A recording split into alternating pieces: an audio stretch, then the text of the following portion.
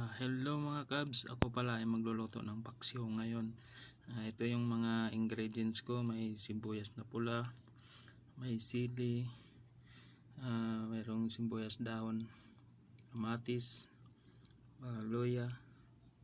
So mahilig ako sa gulay, lagyan ko na siya ng ampalaya at saka talong. Sa Saudi ang tawag batinjan.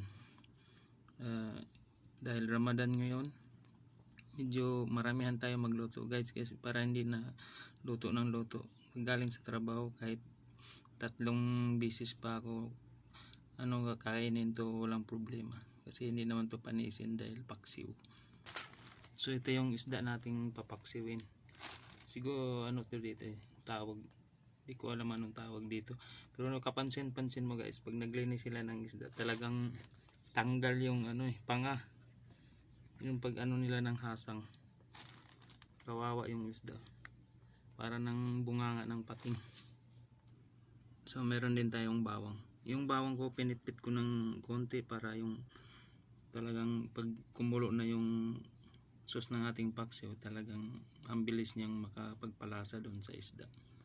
Ito yung mga sangkap natin mga kabs.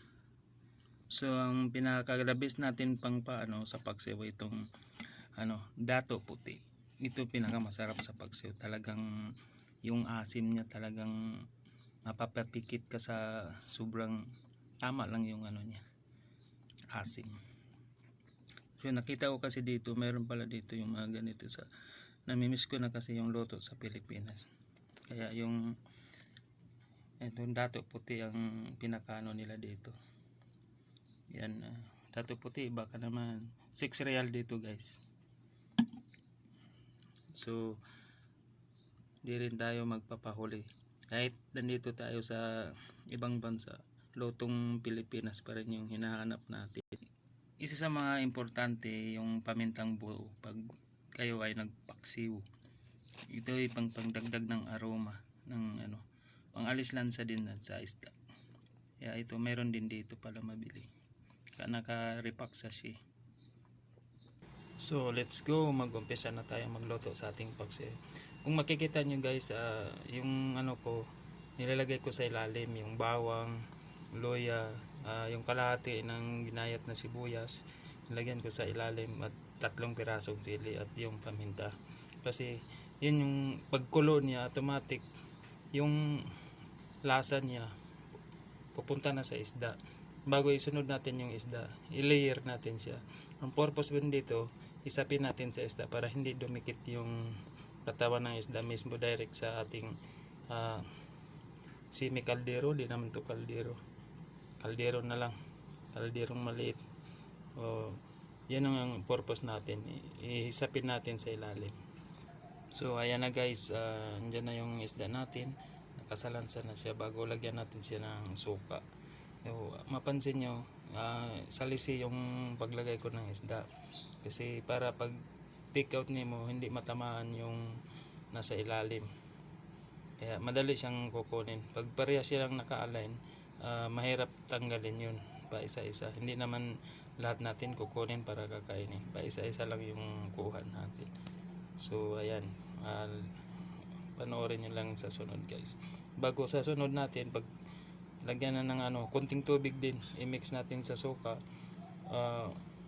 Sunod na natin yung gulay. So pag ako nagpaksiw guys, nilalagyan ko siya ng konting kamatis, kasi yung parang yung asim ng suka makontrol doon sa asim ng kamatis, para hindi siya masyadong maasim yung suka, yung pakla, dahil may kamatis. So ang natin, ang mixture natin sa suka at saka tubig, 1:2.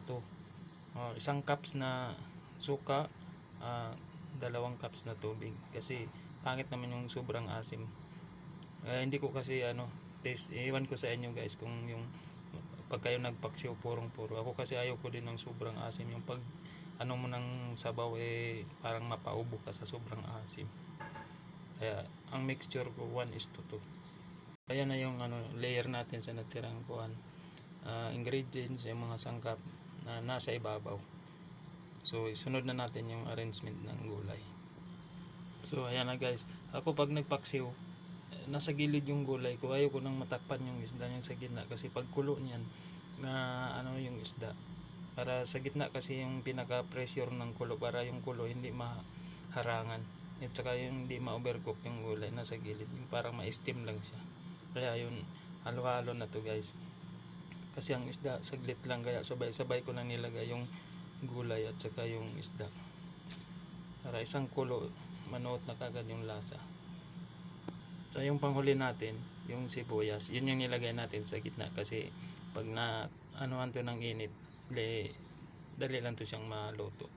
Saka yung katas niya direct sa isda, at yung ano niya, yung nagumpisa na siyang kumulo, yung katas ng sibuyas at saka yung aroma ng sibuyas sa isda tatama. Kaya yun, hanggang sa maluto na siya guys mamaya.